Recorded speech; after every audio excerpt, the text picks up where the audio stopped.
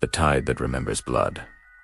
The sea did not forget. It remembered in salt and pressure, in the slow grind of moon-pulled currents against stone. It remembered the shape of ships broken in earlier centuries, the taste of iron spilled from kings, the exact pitch of screams swallowed whole, long after names dissolved from history and crowns turned to rust. The ocean kept its ledger, and every 100 years, it collected. The royal bloodline of Thalassor had learned to fear calm water. Storms could be read, predicted, bargained with. But when the sea lay smooth as polished glass, when the horizon sharpened and the gulls fled inland, the court began to count its living heirs. Princess Neres was born during such a calm. From infancy, the tide answered her differently. Waves leaned toward her ankles when she walked ashore. Foam curled around her wrists like pale fingers. Once, when she was 6, she slipped from the harbor steps and did not sink. Water thickened beneath her buoyant as breath, holding her until hands reached down. The priests called it favor. The archivists called it coincidence. Neres called it listening. By 17, she had read the sealed histories hidden beneath the palace. Scrolls weighted with coral stone and gilt. She learned how the curse began, not with gods, but with men. A century ago, a king had ordered the drowning of a sea tribe to secure trade routes. Their blood darkened the shallows for days. Their last priestess had sung as the water closed over her, binding grief to tide, oath to moon, blood for blood.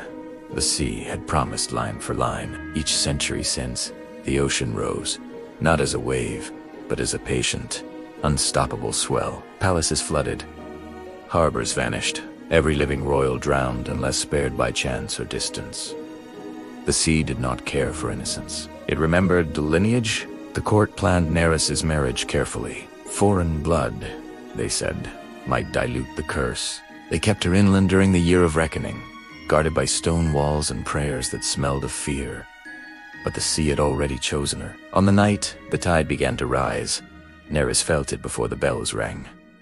A pull low in her bones, a pressure behind her eyes. She slipped past guards and ran barefoot through corridors, echoing with alarm, down stairways slick with mist that had no business being there. At the shoreline, the ocean waited. It did not roar. It breathed. The water crept forward, swallowing sand, then stone, then memory. Behind her, the palace bells screamed. Ahead, the sea lifted itself higher than any tide should dare. "You remember us?" Neres said, voice shaking but clear. "But you remember wrong." The water paused. Foam get red, twisting into a shape that was almost a face, features carved from motion and moonlight. When it spoke, it did so inside her skull, a voice layered with countless others. "We remember the dead. I remember them too," she whispered. "I read their names. I know how they died." The sea surged, offended, sorrowful, vast. "Blood was taken. Then take mine," Neres said. "Not in drowning, in keeping." She stepped forward. Cold wrapped her ankles, her knees, her waist. It did not burn, it claimed. Pressure embraced her ribs, her throat. She. "Do not fight." She let herself sink as the tide rose behind her, swallowing the palace, the banners, the terrified lineage that had hidden instead of atoned. As darkness closed, the sea changed her. Gills tore open along her neck like blooming wounds. Her legs fused, bone dissolving into muscle and scale. Pain rippled through her spine as something ancient threaded itself into her blood. Memory, yes, but also power. She did not drown. She descended. Below the lightless shelf, the drowned city of the sea tribe waited. Stones softened by time, pillars wrapped in kelp-like mourning cloth. Spirits stirred as Neres touched the seabed, their grief brushing her thoughts like cold hands. "I will end it," she promised them. Not with silence, with remembrance.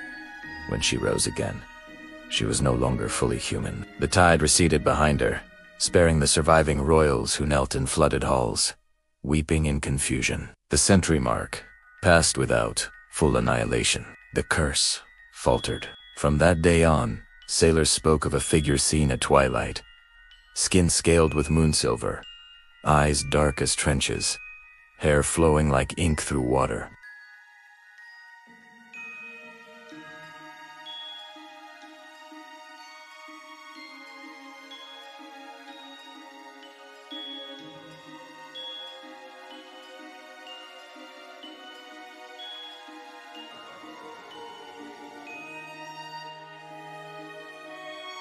Because the debt had changed hands, and the tide, at last, had learned mercy through a princess who chose to become its keeper rather than its weapon.